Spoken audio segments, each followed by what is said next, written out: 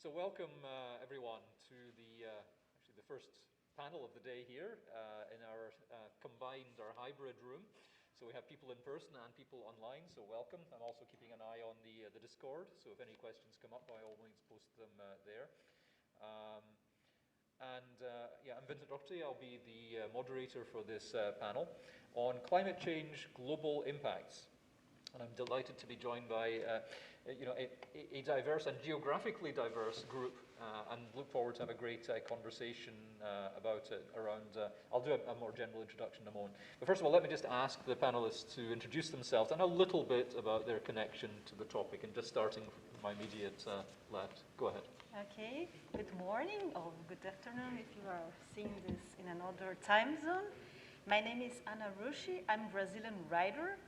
And currently, I'm beginning a postdoc about ecocide in different narratives, science fiction narratives, about climate change and science fiction. And it's really a great pleasure to hear you all. And I think we'll have a great time together. Go ahead.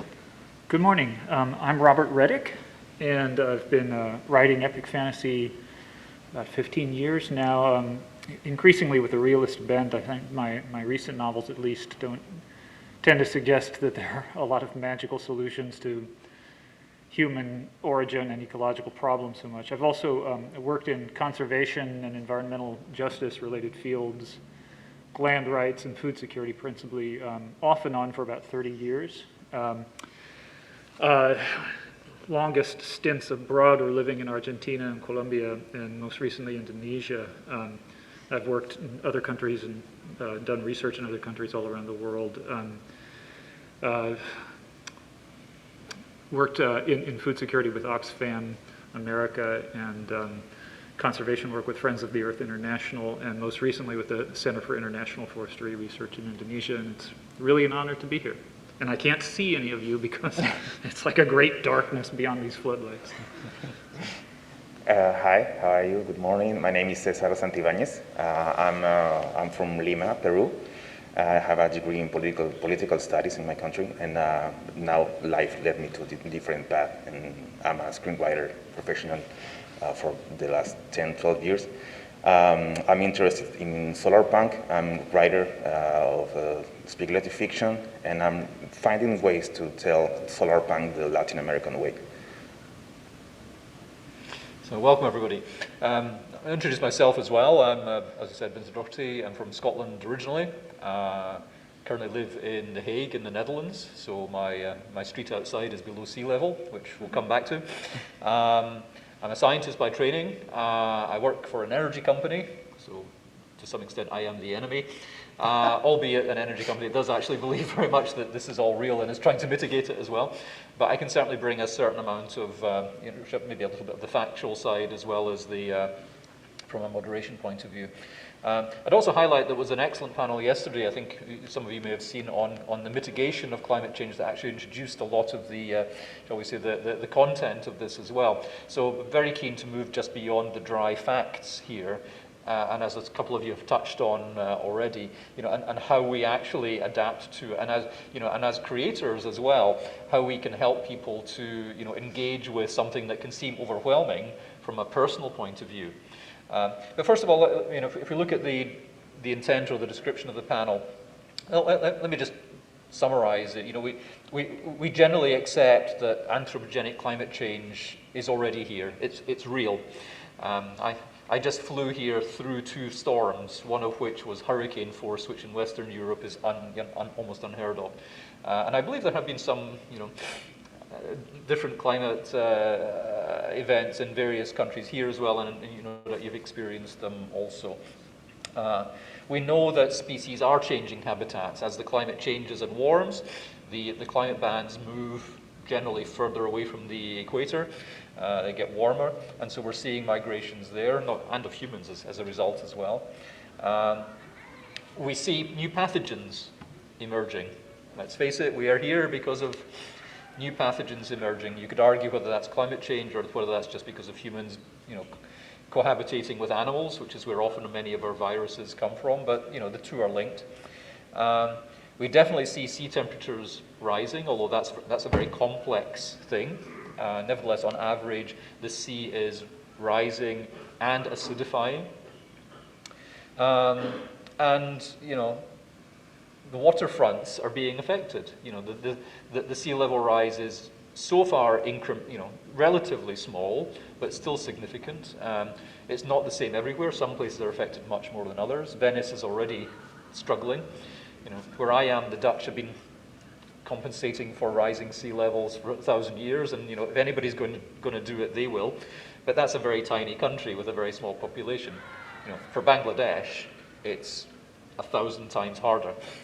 And then in terms of biodiversity, you know, we've already been on a trajectory to lose many, many species, and we are continuing to do so. There's, you know, we're in the great Anthropocene extinction, and that's likely to continue for a while.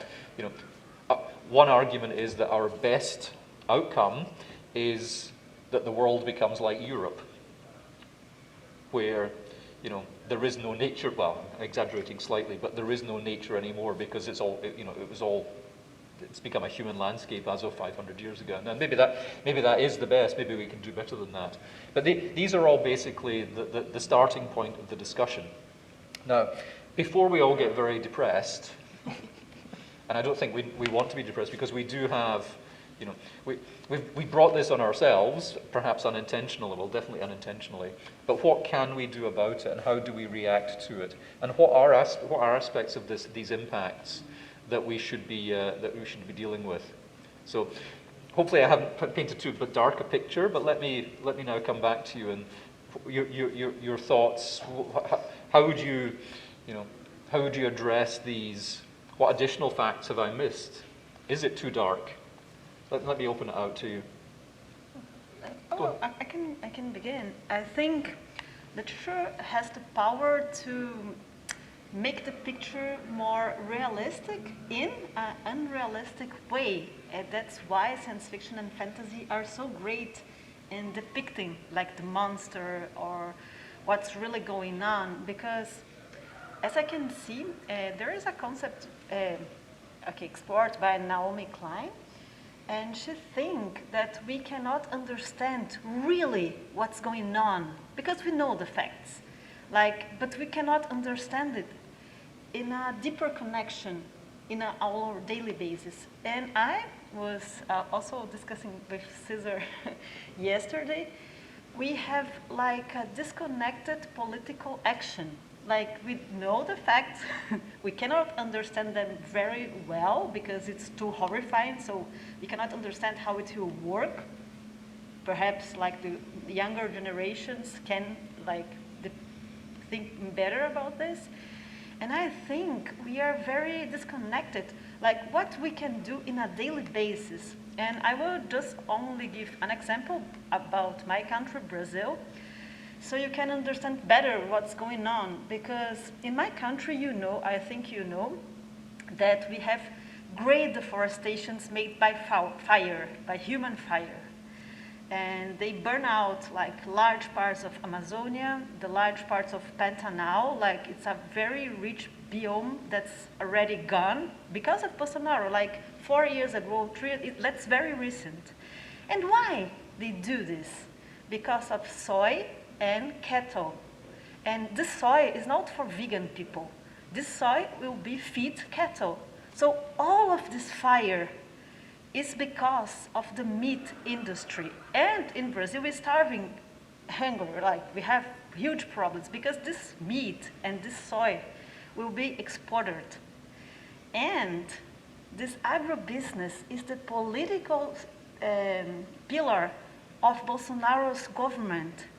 So meat consumption in Brazil is really connected with authoritarianism, with, I don't know, with several things. But when we see the picture, we cannot understand because it's so dense and we have not all the facts we need to make the decision. And I think, and I'm thinking about Brazilian perspective. If the left or progressive movements could make something about this, they should avoid meat consumption. That's super, I think it's very clear and connected. But people feel very harmed. No, because I love to eat meat. It's okay, but we can like make it less or make social. I don't know. Make it more clear. And I think when we are writers and thinkers, we should like bring a new culture, like change cultural things, and that's very powerful. And that was my first thing, and I would like to, hear the all. I have this thing that I always do at panels where I get so interested in the answer of the person sitting next to me that I have to be reminded of, I have to get regrounded. Can you point to me, Vince, like what part of that question you'd like addressed again? Because I don't want to just list my little box of horrors of things that I know are going on in the world. I mean, we're all coming from very, very different places, but I expect, and I know from the conversation before, that there will be common threads.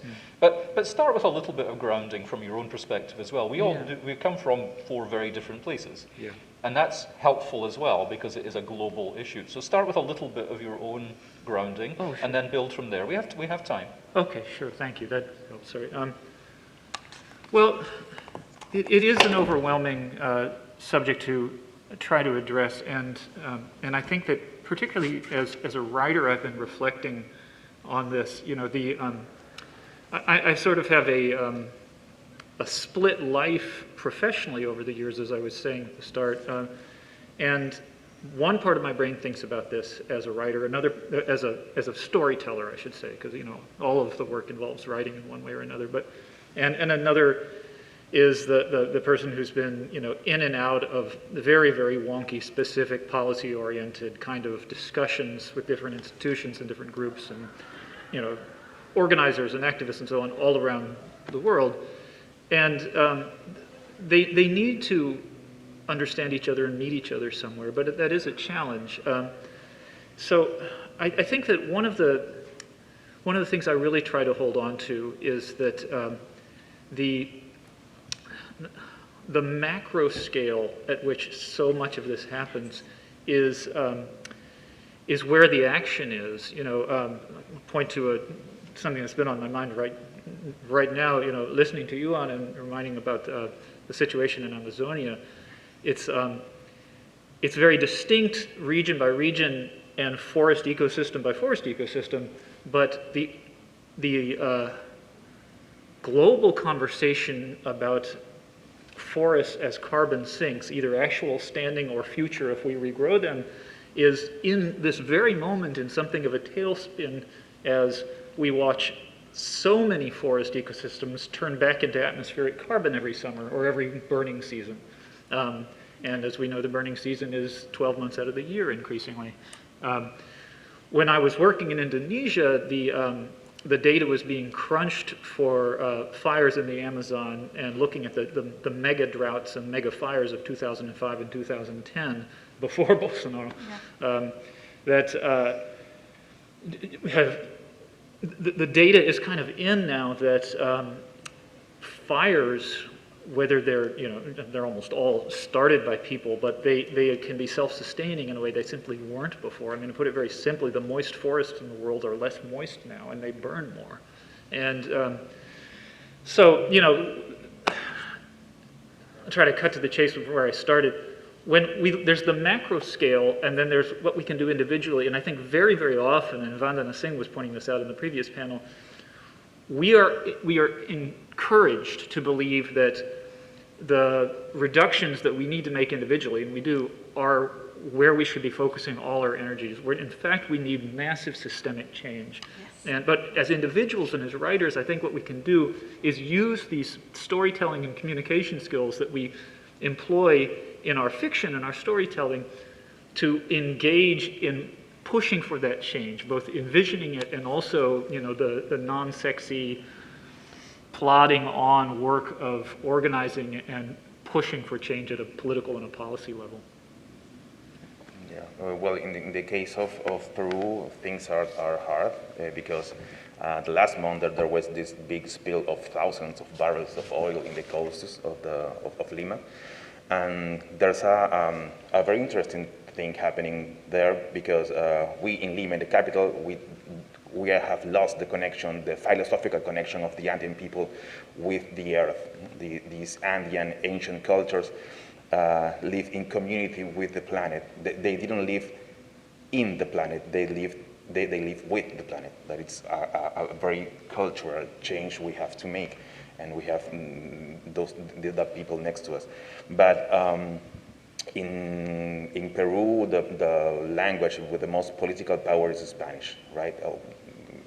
Even if in the Constitution say that Quechua is an official language, it's not like that. But the Quechua people and Amazonian people, that they talk like these little languages in the country, like Aymara, Shipibo, Koniwo, Shaninka, and so have an ancient knowledge that can lead us because they lived in sustainable cultures centuries ago. So we as writers are fighting to understand, first, for making a change in our mind as writers, and then communicate this change to society.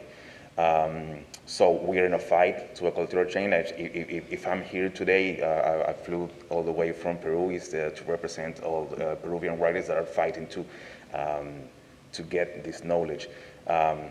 In fact, in Quechua, they have this term called Qhipa Pacha that refers to the future. For the Andean people, the Quechua people, the future is on your back. So you walk to the future backwards. That Qhipa Pacha means that the time of the back, because you walk into the future backwards because you can see what you've done in the past. So it's important to analyze and to see what you've done, and so you can change the future. And that little aspect of community, of living with the earth, understanding that we are a whole system, and the earth is not there to serve us, but we live in an ecosystem. The word system is important. I think it's a very important thing to do. But these indigenous people that have this important knowledge are just getting killed every month. Not every year, every month by illegal minery, illegal logging of wood. So it's a problem, a big political problem. People are very pissed off because they have no voice, because they don't speak Spanish. So that's why we writers that write in Spanish have to have this responsibility to talk for them. So. Yeah, it's a very cultural, that people have things very clear. The change will not be smooth. You have to take some action, and maybe some hard action, because they are very, it's very fast, because climate change can be very statistic, right? And we have lost this possibility to get to this concept that are so abstract. What's 1.5 grades? We don't understand the measure of that, the importance of that. But well, that's the main thing with South America. We have no Green Party, right, in Peru. We have no political presence. Ecologists is like a very hippie alternative thing, but there's no more. They have no representative on the parliament. So the state, the government is making nothing. So we as citizens must take action, and the writers have a very important things to say about this. Yeah, the points you've all made are, I think are very, very clear, and building on the factual side, the ability to inspire people through, through local communities or indigenous communities, through writing, through influencing politics to the extent you can. I think that's clear. That point also came out very strongly in yesterday's panel. I think Vandana again made that point around, the link between, returning land And land is a key element here. Those who control the land ultimately have a huge influence on what the resulting impact is on certainly the atmospheric pollutants, but also on water use. I mean, the whole thing is synergistic. You know, you cannot separate what we pump into the atmosphere with what happens to the seas, what happens with land use. You mentioned, you know, choices around that land use itself. If you cultivate land for meat production versus agriculture, or agriculture to support meat production, then those choices have a big impact as well. And not just on atmospheric CO2, but also on water quality. You mentioned forestry, the biomass. You know, there's a statistic that, you know, the animal biomass of the earth is mostly us now. And our pets, and our food animals. You know, that's, you know, of the large animal biomass, it's us. What's left in the wild is this. We are this. Our pets and our food animals, and then there's this. And then on top of it, and then we're on top of that, we're on top of the, shall we say, the microbial mass, which itself is changing radically, and then the plants, both on land and in the sea. And we're you know, inadvertently we're changing all of that. You've also spoken, the three of you are from North or South America. Of course, in the rest of the world, there are similarities and there are also huge differences. In Europe, there is a very strong green movement, but as I mentioned at the beginning, in some respects, it's 500 years too late, because European nature, you know, is very different than what it was 1,000 years ago. But nevertheless, it is, to a large extent, controlled or managed. Again, the Dutch are very good at that. And there is a movement on, shall we say, rewilding. Reforesting would be great. It's not just about trees. If we could plant 1 trillion trees, that would be 1 trillion tons of CO2 or carbon. And that's how much roughly we've released in the last 200 years. But trees are important, but they're not the only thing. It's partly rewilding as well. And to be honest, 1 trillion trees would use most of northern Canada and northern Russia, which actually the tundra there is melting, so maybe we could, but you know, again, that's a scale that's almost like that's, you know, climate engineering. And the reality is, most of the population of the world, you'll have seen the famous picture. You know, if you draw a circle around Southeast Asia, half of the population of the world is in a very small circle there. China, India, Japan, Malaysia, Indonesia, etc. And developing countries who we, to be honest, don't have the right to tell, you have to stop improving yourselves. And yet we also look at, you know, the reality on the ground there. The result is a lot of carbon emissions, a lot of change. And that's very hard to change. China is still, its energy is just under half coal still, because it's there and it's cheap and it's easy to use. And that's a very difficult discussion. Nevertheless, you know, even there, commitments have been made. Not enough. I mean, in my hometown, just a few months ago, in Glasgow, we had the latest COP. It did achieve some things. Was it as much as we need to do? Absolutely not. Was it all about the politics? Absolutely. But it's something. You know, it is a global conversation. And interestingly, we saw it wasn't just people from a technical or economic background. It was also the storytellers, the indigenous populations, and an expression of their desires, and a huge expression of the desires of, frankly, people who are much younger than me, who want to live in that world. You know, I probably won't see the end of the century, but anybody born in the last 10 to 20 years has a good chance of seeing the end of the century. Where the population of the world may still be as high or even higher than it is now. We're just about 8 billion now. Probably it gets to 10-ish, maybe, middle of the century. After that, who knows? Does it stay? Does it decline? All of these factors are complex. They paint a difficult picture. Will it get better or worse in the short to medium term? I guess mostly worse. But can we start building up, you know, can we prepare for, can we begin to take actions that will result in that change? We know that on specific things, the world can come together. For the ozone, the response to the CFCs and the ozone hole, there was a response that came together quite quickly, and broadly speaking, it has worked. But the ozone's very easy. Absolutely, it's very compared to climate change, compared to anthropogenic climate change. That's a very easy one. But nevertheless, we shouldn't dismiss it. It does show that things are possible, and we know that. Also, as someone mentioned, that just day-to-day, steady, boring, difficult stuff is often where a lot of things happen as well. You hear a lot about difficulties in terms of the fishing. We're emptying the seas, and to some extent we are. But I have a close friend who is in charge of the group ICES in Copenhagen that tells European governments how much they can fish. And he says, it's not a story that you hear, but it is manageable. We know how to do this. And if you have the right links to governments, and they take you seriously, or they bind themselves through laws and rules, change is possible. So there is hope there. There is a baby in that murky bath, yeah? If I can mangle a metaphor.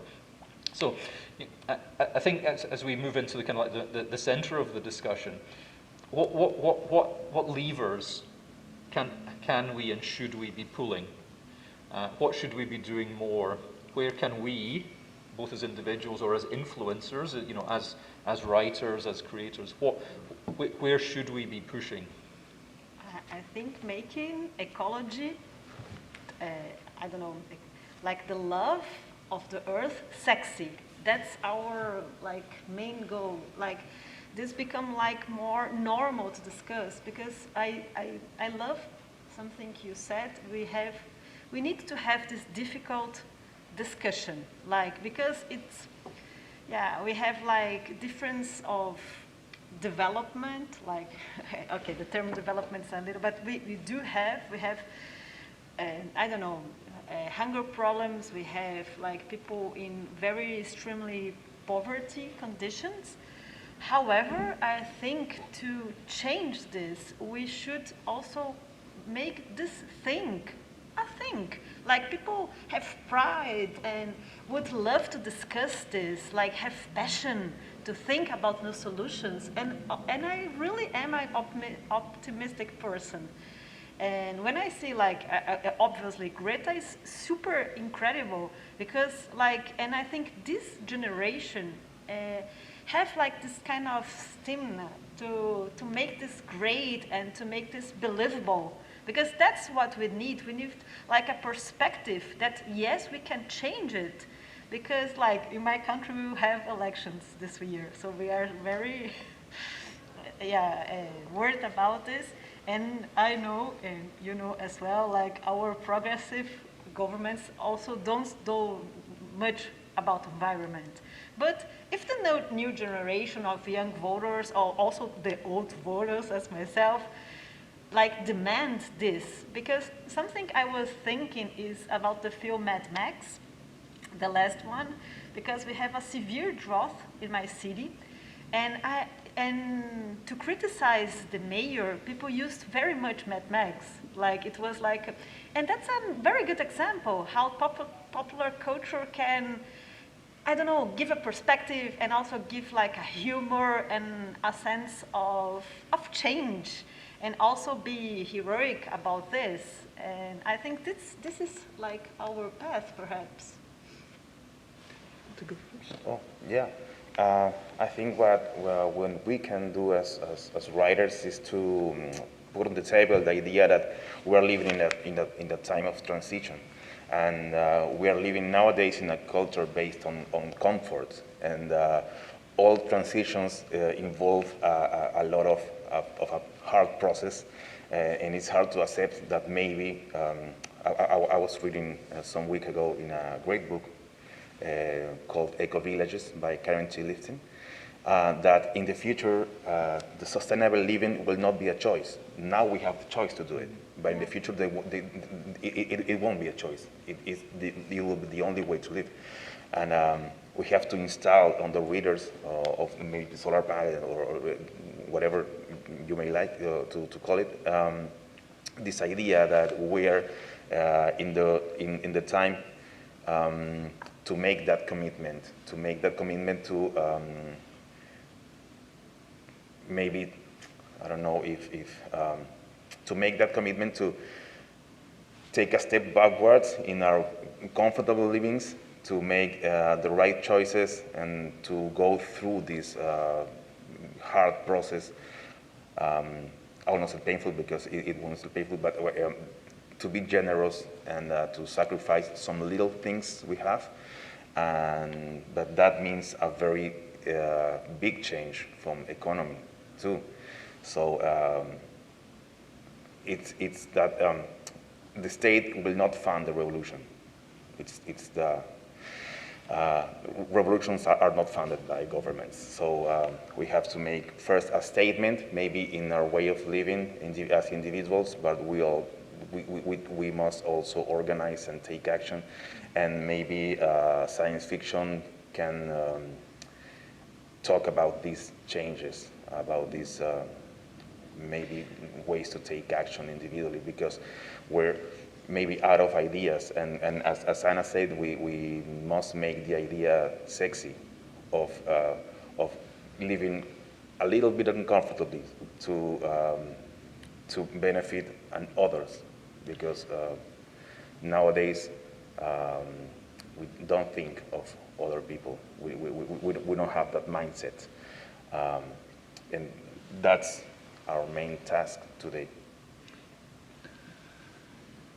Yeah, I appreciate so much what everybody's saying here. I was thinking about that point you were making, César, about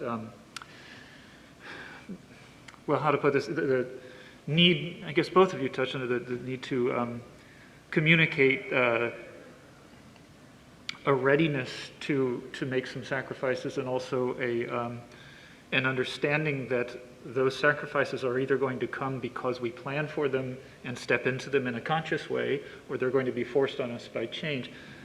I guess to try to bring this back to fiction writing, which brought us all to Boston, right? I guess I'm taking it as something, as a given, that we're, as writers, going to write the very, very best fiction that we can, that whether or not it directly addresses the climate emergency that we're all living through, or tries to address it in a form of an indirect representation of what it takes to rise to a challenge of this scale, of this enormity, if we're even able to imagine that.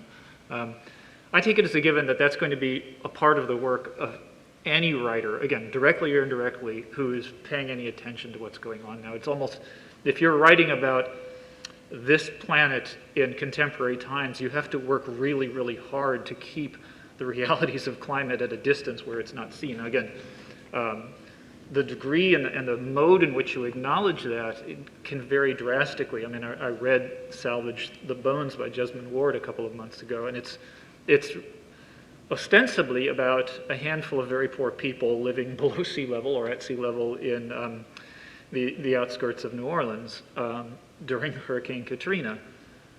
It doesn't have to say, and Hurricane Katrina was a megastorm fueled by what we're doing to the atmosphere. It wouldn't have been stylistically appropriate to inject that into the point of view of these people, perhaps. But it was there as a subtext for anyone who's paying attention.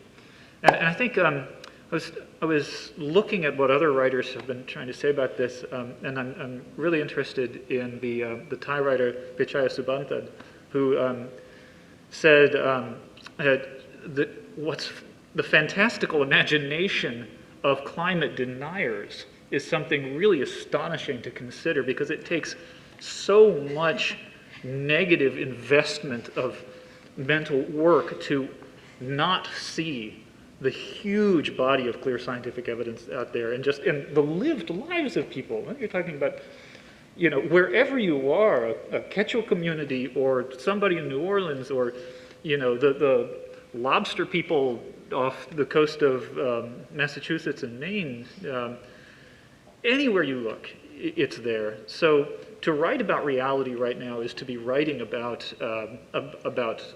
the cascading diverse effects of climate change. And I just want to add one other thing really quickly, to get the levers we can pull. I think in the US at least, we have a tendency to say, okay, here's the problem, where's the boogeyman, where's the bad guy, who can I hit over the head with a rhetorical stick and make this all better? And yes, we have to fight power. Absolutely, it's vital to do so. We have to be willing to stand up and say, that is a source of trouble. But in our communication efforts, sometimes I think it's at least as important to be encouraging and enabling and just lifting up the allies that are out there. And a lot of the time we spend just sort of batting our heads against the deniers and against the polluters and saying, you know, rather than building the coalition of so many people out there who want change and are waiting for some kind of leadership and also looking for coalitions. I mean, coalition building, that's kind of my thing I'm stuck on, but I think that's something we really have to learn to do in the United States. We're not that good at it. Yeah. Although, just one tactical example, there are examples where a clever solution can be found. I mean, the US is a particularly difficult case, but like, you know, your government recently, you know, readopting Californian vehicle emission standards is very clever because that part of the economy is so large. It forces manufacturers to raise their game across all the board, and that's something that was under direct control. Now, that's one specific thing, but you can also be clever within the context of your economy and your political system. Sometimes that can be helpful as well, although that is just one narrow example. But building on the broad thing that the three of you were talking about in terms of, you know, the power of fiction, and you know, and again, as I was looking at the kind of like the individual elements of the impact, you know, the species, CO2, the ocean currents, biodiversity, etc., and actually in preparation for a later panel today in terms of what's the state of science fiction and fantasy at the moment, you know, very, very large numbers of current books are talking about that. Some of them at the technocratic end. What are the bullets that we can fire from a technical point of view that will fix this from a technical point of view? Again, geoengineering is one of those. But there are some quite significant works that actually explore that. You know, and probably what we will have is a mixture of everything. We will not fix this with any one thing. It will be a whole spread of different things. The Neil Stephenson book, Termination Shock, set 50 years in the future, funny enough, partly in The Hague, where I live, takes that, a little bit more of that technical aspect, but links it to the political as well, particularly in Asia, building on other works. At the other end, a recent novel by Monica Byrne, The Actual Star, for instance, set in 3 time periods 1,000 years apart, using the Mayans as a basis. In her future world, it's exactly as you said. It's been done to us. The climate catastrophe happened. The population of the world is now 8 million, not 8 billion. And they've achieved stability.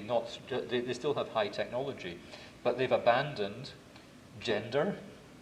They've basically turned humanity into, if you remember the Le Guin story, you know, they're all now hermaphroditic.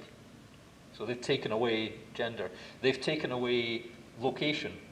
They call themselves, and I'm going to mispronounce this, viajeras.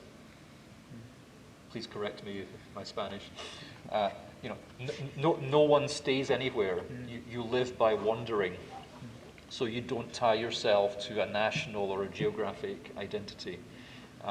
They do have the equivalent of mysticism and religion, but it's tied to environmental stability. And yet, as we look at that, 1,000 years from now, it's 8 million, not 8 billion. And there are still tensions. And so you see this complete spread. And other examples, there are short stories. There's one that I'll be talking about later where the birds have gone. I mean, we already know there's trouble with, you know, pollinating insects, but what do we do if the birds are gone? And yet, you know, you know, in Europe, you know, the wolves are gone. Okay, we're kind of reintroducing them. You know, in Europe, the landscape was conquered 1,000 years ago. You know, there's a few little old forests here and there, which Tolkien famously was, you know, nostalgic about. The country I live in, the Netherlands, half of it has just been reclaimed from the sea, although 10, 20,000 years ago, it was land as well, Doggerland. You know, and we mustn't forget, climate will change without us anyway. Those things are natural as well.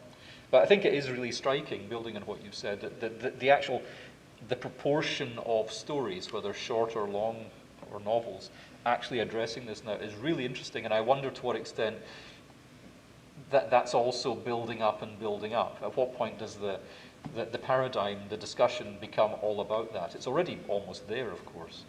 And it's difficult for people to give up their comforts. It's very difficult. You know, the deniers, many of them funded by political movements or big money or industry or both, you know, that's real. That's very difficult to change. That's, you know, the fight against power is the history of humanity. But it can happen, and sometimes it can happen because the whole thing collapses. There are many examples of that, different societies.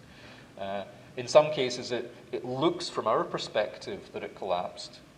But again, that book that I mentioned by Monica Byrne really talks about, actually that's more of a misapprehension. Just because the big stone buildings appear to be abandoned, that's just our perspective of what's important. The reality is the people were still there, the cultures were still there, they just adapted and they moved. But because it's soft, it doesn't, it's like fossils. You don't find soft fossils, you only find hard fossils.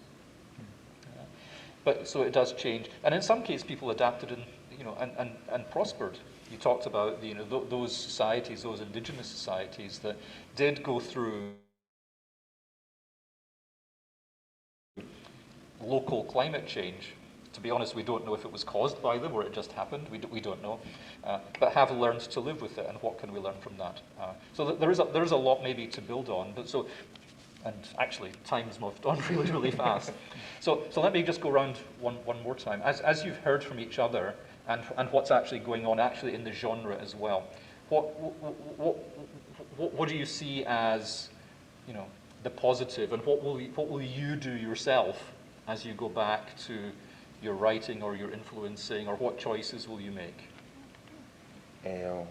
Well, it's a very significant question you make, because in fact we have founded a writers collective in Peru a month ago, just after this disaster with oil, and we have writers from France that live in Lima and that are working here in Michigan University also, all of them Peruvian or contacted in some way to Peruvian culture. And we have waited till this very convention, in fact, to this very panel to make official, the official beginning of our collective. We know it's a hard thing because we have to learn to these stories. As you know, Latin America stories are not written because our ancient population doesn't know writing. They just drew things up. So it has a very important oral tradition that we must learn in order to communicate them to the world. So that's why it's important that I'm here today. So if you may, I must read this document that we have prepared just for describe the collective. It's called Qhipa Pacha, actually, the Quechua word for future. Qhipa Pacha is a collective that brings together Peruvian and Peruvian-based creative writers and artists of speculative fiction, science fiction, utopic and dystopic fiction, futurism, Euchronism, whose works depart from and or explore themes, motifs, characters, and traditions nourished by the cultural patrimony of the diverse indigenous peoples of Peru. Our collective aims to recover the memory of our original peoples to build possible worlds that imagine and or project in a variety of formats and media Peruvian, Andean, and Amazonian futurism beyond the influences of speculative fiction of cultures other than ours. Qhipa Pacha takes its name from the Quechua word that designates a range of possibilities about the future. As such, it defends both progress and tradition, and acknowledges scientific and technological dissemination by means of Peruvian, Andean, and Amazonian fiction as its main focus of interest. So that's it. The members of the collective are, just to mention them, Luis Apolín, Luis Bravo, Sophie Canal, Daniel Collazos, José Huich, Tania Huerta, Hugo Luque, Rocío Quespi, Raúl Quiroz, Daniel Salvo, César Santivañez, and Tanya Tinjala. So we're officially born. That's really exciting. That's really cool. And please do follow up on the various forums here that are available. I'm sure people would be very interested to hear more. Sure. So maybe jumping from that a little bit, I mean, that question of what to do next has been very much on my mind too. I mean, I've been hiding in a box for a little while, not just because of the pandemic, but because of book deadlines. But I am, as I start mingling among real people again, I'm very interested to learn, and I have something of an answer already, but to what degree speculative fiction writers in the United States are having these conversations in formal coalition in any way. The science fiction and fantasy writers of America, as far as I know, and if somebody can tell me I'm wrong, I'd be overjoyed, but I don't see that there is like a standing group within that organization, which are effectively our national union, or the closest thing we have, to discussing how we can speak in a unified voice to these matters. I mean, we are storytellers. It's a little daunting to step forward and say, I write about imagined worlds where there are dragons, and have any policymaker not just want to back away from you in terror that they'll even be associated with you. But if you come forward and say, I am someone who understands and professionally engages with the persuasive and transformative power of storytelling, and we need to be telling a different national story and a different global story among ourselves, and as writers we can start saying that loudly and clearly in an organized way. I want to see the science fiction and fantasy writers of America, without losing track of their core mission, begin to understand that they're not going to be able to do any parts of their core mission if we don't, all of us, start making this more of a commitment of our time and energies and effort, and just get past the natural and understandable "isn't this a drag" kind of response that we can have to this issue, and start talking about it more. Now, on a personal level, really briefly, I told you at the start about how much travel I used to do. That's been a really big change in my life in recent decades. It was pretty easy to justify when my work and my research were connected to climate and to environmental justice and so on. But as I do more fiction writing, I've reduced how much I travel a lot, and it feels like a change I was terribly reluctant to engage in, and I can guarantee you it is a change that all my peers in what goes by the name international development or international conservation don't want to talk about at all. That there's a huge class of professionals who spend their lives flying around the world talking about how things ought to change in Laos, how things need to change in the Mekong Delta, how things need to change in the Pantanal or the Sertao or wherever it may be, but they're going to keep flying individually and living this particular life with comfortable per diems and so on forever while they do it. And so, whatever the sector they're in, it requires us to make it a bigger part of our commitment, a bigger part of our time and conversations. Let me give you the final word. Okay, thank you very much. I think I'll always say that to write about new topics, our narrative form also should change. And that's our challenge, I think, because when I'm thinking narratives about new futures. And I remember once that's very good from Frank Schätzing. It's a German author. He wrote a book like this. It's called, I think, Cardium? No, made no sense. I forgot the word for it's Der Schwarm in German, whatever. And he uses lots of different characters to tell the story, like to make the story more complex. And I don't know, in this book, okay, he makes this good. I don't know if this is the good way, but I think the narrative form also should change a little to receive this kind of new old topic. That's the environmental love. So I think that's it.